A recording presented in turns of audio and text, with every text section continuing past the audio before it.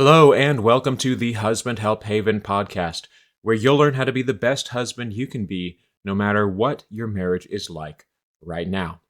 This is your host, Stephen Waldo. Hey, it's been a minute, but today we're going to pick things up, and we are going to be talking about reasons to keep waiting for your wife, even if all hope seems lost. Now, just a brief word, it has been over a year since the last podcast episode. However, this episode is still, nonetheless, a continuation of the last episode published. So if you'll think back, the last episode we talked about how long is your separation going to last? And I gave you a handful of questions that you could ask yourself to sort of try and at least get a feel for how much longer your separation was going to last. And if you'll remember, I told you at the end of that episode that to me, as somebody who coaches men going through separation, the question of how much longer is it going to last really isn't nearly as important as will you keep waiting? Because we can't control how long your separation is going to last. However, the choice to keep waiting or to, on the other hand, stop waiting and to force something to happen to move forward, well, that's much more under your control.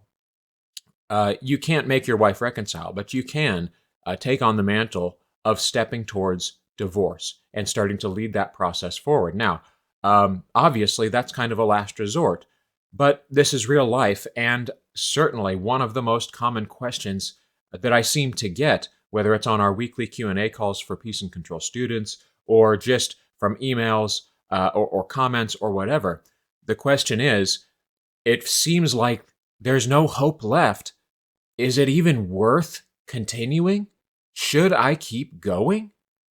And so today we're going to try and answer that question. And really, as I was sort of putting this episode together, I realized that it was going to be a pretty long episode if I tried to answer both sides of that question. Kind of reasons that you should keep going, and maybe reasons that I've at least seen other men choose to stop or choose to sort of throw in the towel. So today I thought we would just go ahead and get started by talking about the reasons that you should keep going, the reasons that you should keep waiting for your wife to sort out her stuff, the reasons that you should allow yourself to continue in no man's land, even when you really can't see even a glimmer of hope or movement towards reconciliation. Why would you keep waiting? Well, that's what we're going to be talking about today, and I'm going to give you some pretty concrete reasons why. Now, let me just say this right up front. This episode is intended to be motivational, not judgmental, not, maybe it will be convicting, but I hope it's not convicting in the sense that I'm going to make you feel like, you're an idiot for choosing something differently. That's not at all what this is intended to be. I want this to be an episode that when you're doubting, when you're having that question of, should I keep going? I want this episode to be one that you can turn on and listen to and think to yourself, oh yeah, that's why. That reason is worth choosing to keep going, to keep suffering, to keep enduring in my separation. This is for the men who know at their core that they are not really done, and yet a part of them feels like they're done.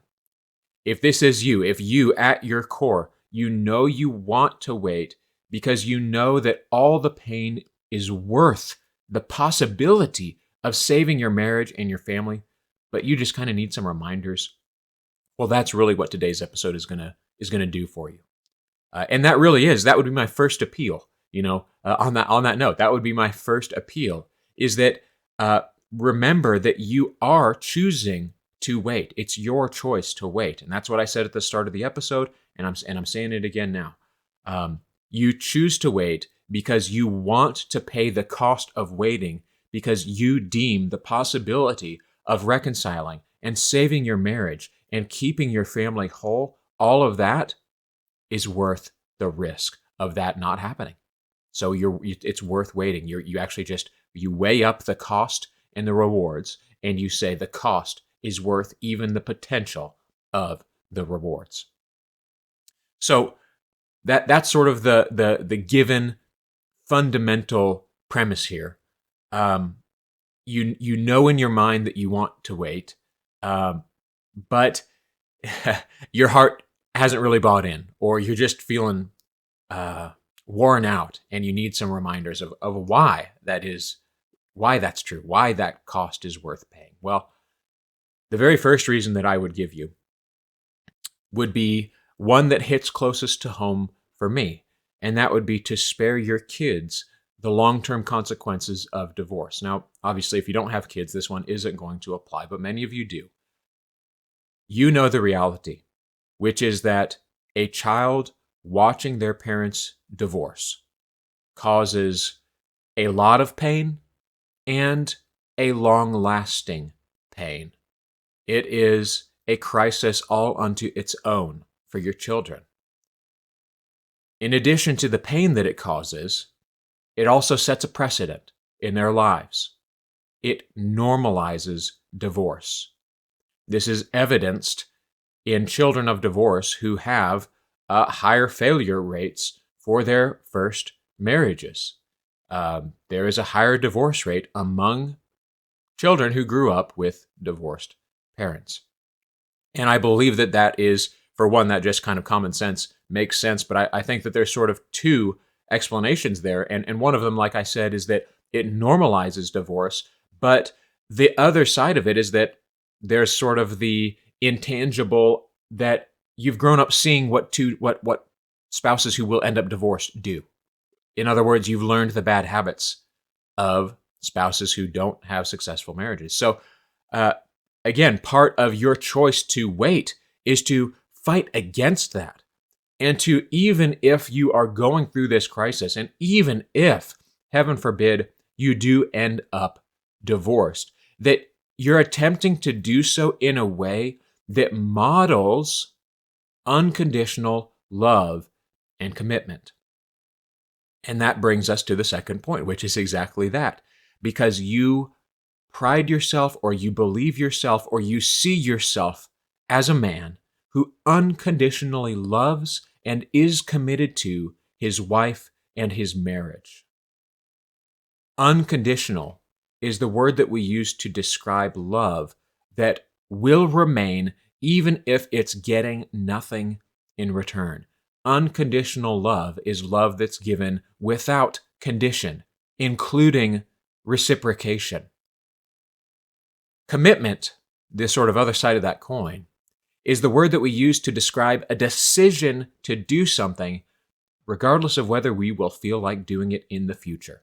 When you are committed to something, you have said, I want to do this thing, and even if tomorrow I don't want to do it, I will do it anyways because I'm committed to doing it.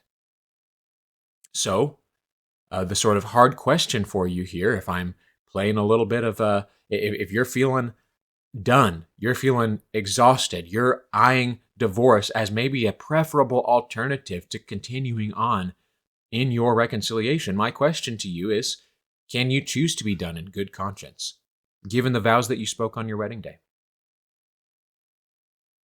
Can you choose to be done and say, listen, I have demonstrated my love, and I've proven that it's unconditional. And if I move forward with divorce, it's not because there's an absence of unconditional love, but for some other reason. Maybe we'll get to that next week. Or, excuse me, on the next episode. The third reason that you choose to keep going is because you know that your feelings for your wife can change. This is really the whole basis for fighting for your marriage in the first place, is because you believe, you have a core belief that your wife's feelings can change. They're capable of changing. The way that she feels today, you know, isn't the way that she must feel about you or the marriage. In fact, you know that because you can remember back to a time when she felt differently. And you just know this about feelings. Our feelings are data, they're information about our present circumstances, and they can change when the circumstances change. And so if you believe that your wife's feelings can change, and that's the whole reason that you're fighting for your marriage in the first place, is just that sort of philosophical point, feelings can change. Well, then shouldn't you be able to say that same thing about yourself? In other words, if you're sitting here today and you're saying, honestly, I don't even know the woman that I'm fighting to stay married to anymore. I don't even know if I want to save my marriage anymore. And that's why my motivation is waning, because I just don't want her anymore. My reminder to you is your feelings can change too. And not that you can't make an emotional decision to be done, but at the very least recognize what you're doing if you do. Another reason to keep waiting, another reason that I tell men when they come to me, even if whether it's on a one-on-one call or a Q&A call or whatever, when they come to me and they say, I think I'm done, I'm getting there, I'm not sure if I can keep going, I remind them,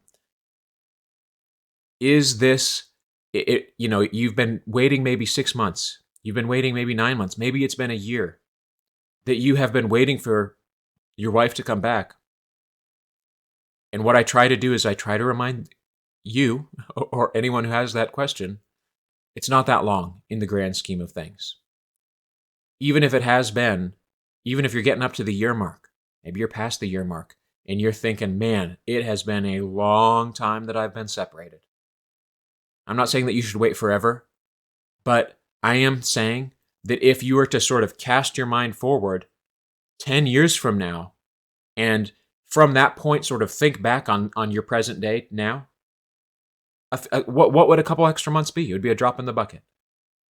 So all that to say, I think it's safe to say, and I actually think that there's statistics that support this, it is more likely that you will regret not waiting longer than waiting too long. And that's especially true if you have kids. It's more likely that you will regret not waiting longer than waiting too long, if you're sort of asking yourself that sort of 5-year, 10-year question. Another reason to keep waiting, and this is actually one that sometimes is a little hard to buy into, but it really needs to be emphasized. Have patience from her perspective. And as you are sort of feeling exasperated with how long she's taking to come around, or even just make up her mind and settle on what she wants to do, as you're waiting and you're feeling frustrated, ask yourself, how long did your wife endure in the marriage before asking for divorce with the complaints that she now brings forth as the reason for the divorce? In other words, to put it in another way, how long was your wife unhappy in the marriage and still stayed in the marriage? Now, you don't have to agree with her choice to separate. You don't have to agree that she did a good job communicating that unhappiness to you. Most of the time, she probably didn't. Okay? I understand that. But if we're just measuring time put in, how long was your wife unhappy in the marriage? I would guess that just like you with this separation, you could measure it in months. And probably even years. Again, is that an excuse? Is that license for her to just sit catatonically in this no man's land? No, it's not. But it is a perspective shift to just remind yourself that your wife has endured a lot too. And even though she's not making that choice to keep enduring now, just recognize she's put in some time. And so it's not unfair, or maybe as unfair as you might tell yourself that it is, to keep waiting. And then I think that the other side of that point of having patience from her perspective is to sort of force yourself to give her the benefit of the doubt that she's actually, even today, doing more than you think she's doing. So it might look like she's doing nothing and she's just in this stagnant place where no decision is being made, and she's just content for it to be unfair for you. And, there's not much talk of divorce. There's not much talk of reconciliation. It just might look like she's not doing anything. And I'm just telling you, there's probably more going on there behind the scenes than you think there is. And so again, have patience from her perspective. And also just kind of recognize that if there are sort of personal issues inside your wife that she needs to address as part of coming back to the marriage, which is certainly true if there's a midlife crisis, which is certainly true if there's been an affair. There's going to be personal things on her end, inside her, that she needs to deal with and contend with before she can come back. Now, they don't have to be all the way fixed for her to come back to the marriage, but they probably need to be addressed somewhat. And addressing those things takes a long time. And again, I would kind of play a little bit of devil's advocate here and push back on you if you're saying, well, it doesn't take that long. I'd say, well, again, were there problems that you allowed yourself to be sort of lackadaisical about fixing while you were still married, still with your wife? Were there issues that she brought to you and you did nothing about? And if so, for how long? Again, I'm not trying to twist the dagger or anything like that on you here, but I am just trying to help you to increase your empathy for your wife so that it may be easier to choose to keep waiting. And that's the reason that we're here doing this episode in the first place, is I'm trying to help you remember that it's a good choice to keep waiting for your wife. And it might even be a more fair choice than it first seems to you. So let's just recap what we've covered so far, and then let me just finish with one final point, the one that I started with in the beginning, but it needs to be said again. The reasons that I've given you today to keep waiting for your wife: first, to spare your kids the long-term consequences of divorce. You see those consequences even if your wife doesn't, and you're going to do everything that you can to avoid them. Second, to prove your unconditional love and commitment. These are characteristics that you pledged to bring into the marriage on your wedding day, and you are living them out right now. Unconditional love is most tested when all the conditions are taken away. And so that's right now. That might be right now for you. 3, because you recognize that your feelings for your wife can change. And so even if you're feeling very discontent and dissatisfied in your relationship to the point that you're also starting to feel kind of done, you remind yourself, how I feel today doesn't have to be how I feel tomorrow, and certainly doesn't have to be how I feel 1 month, 6 months, or a year from now. Your feelings can change. Reason number 4, because it's not that long in the grand scheme of things. Your separation lasts 6 months, it lasts a year, it lasts 2 years. Well, 10 years from now, it's all going to feel like one not pleasant time. I'm not going to say it's going to feel good, and I'm not even going to say that it's going to be insignificant. But what I am going to say is that choosing to add a couple extra months onto that probably isn't going to be the end of the world, and probably won't even be something that you give a second thought to a few years down the road. And again, the point that I made there is you're more likely to regret not waiting long enough than waiting too long. Reason number 5 is that I encouraged you to sort of step into her shoes, and whether that's stepping into her shoes while you guys were still together, or kind of choosing to give her the benefit of the doubt now that you're separated and just saying, look, she's got to be doing more than you think she's doing, and she endured more than you thought she endured. And so with that shift in perspective, you're able to have a little extra patience. So those are the reasons that I've given you, and this is the final reason that I'm going to emphasize, and it's what we touched on at the beginning, but it's so important that we have to touch on it again now. And that is this: the reason that you choose to keep going is because it's under your control how long you wait. The one thing, or one of the things, that your wife has absolutely zero control over. She might be able to influence, but she doesn't control it. And that is your choice to keep your heart open to your wife. Now, a sort of key distinction to make there is that, yes, you can keep your heart open to your wife even as you start sort of leading the divorce. That's possible to do. But it's a little outside of the scope of today's episode. And so, for all intents and purposes, let's just say you get to choose how long you keep waiting for your wife. And if you are in no man's land, if you're in this spot where it feels like your wife isn't going to move the needle forward, but you don't want to move the needle forward because that would mean getting closer to divorce, and so you're just kind of at this standstill, remember, it might feel like you're powerless in that position, but you are exercising your own agency to keep enduring, to keep waiting, to keep being patient. And so when you find yourself struggling with the expectations, when you find yourself exasperated over the slow progress, when you find that the pain is starting to feel like too much, the slow accumulation of pain that comes with separation, it's just starting to feel too much, too heavy. Why won't she just try? Why can't she just see it? Remind yourself, you get to choose to keep waiting. You never did this to control her. You're not doing this to bargain with her. You're not expecting that input is going to equal output. You're the whole reason that you're doing all of this is not because you're trying to exercise your control of her, but because you're exercising your control of yourself. And that's very important to remember. Critical to remember.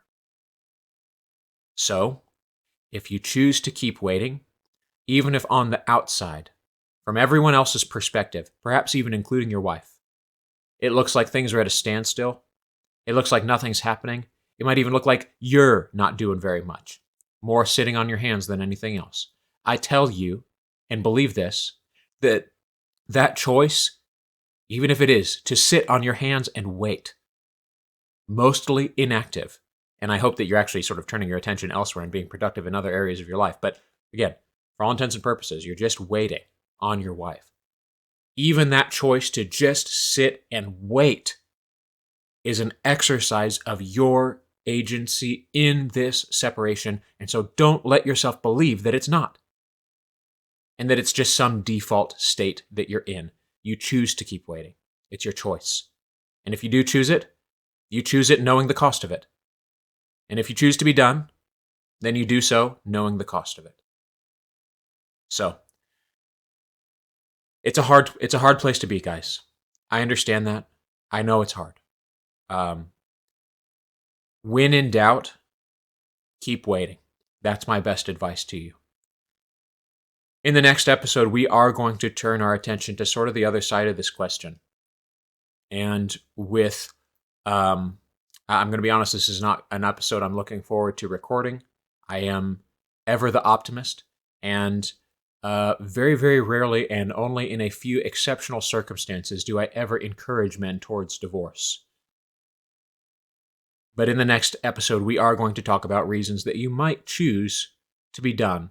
And really, it'll probably be more of a reasons that I've seen men choose to be done that I respect and can see that, can see that point, can see that reason. So anyway, guys, I know it's hard and it's difficult and it's thankless. I really hope that today's episode has helped you with this. If you are one of those guys who just feels stuck in no man's land and you're feeling like you're at the end of your rope, hopefully I've given you some good reasons to help you connect the dots between your mind and your heart to sort of get a full buy-in to this choice to keep waiting. I know it's tough, guys. I have all the respect in the world for you. Keep doing the best that you can. But hey, stay tuned because, like I said, we do have another episode lined up down the pipeline. It'll be coming out soon. Might be a few days, might be next week, but it will be coming very soon. So stay tuned. Until then, guys, thank you so much for listening. Thanks for sticking with me. And more than that, thank you for being here because you're fighting for your marriage. I'm here in your corner. I care about you, and I would just want you to know that if you're here and you're fighting for your marriage and you are the only one trying, you have my respect. And I want you to know you're doing good. So anyway, I'll see you guys next time, and do the best you can with much manly love. It's been Steven. Take care.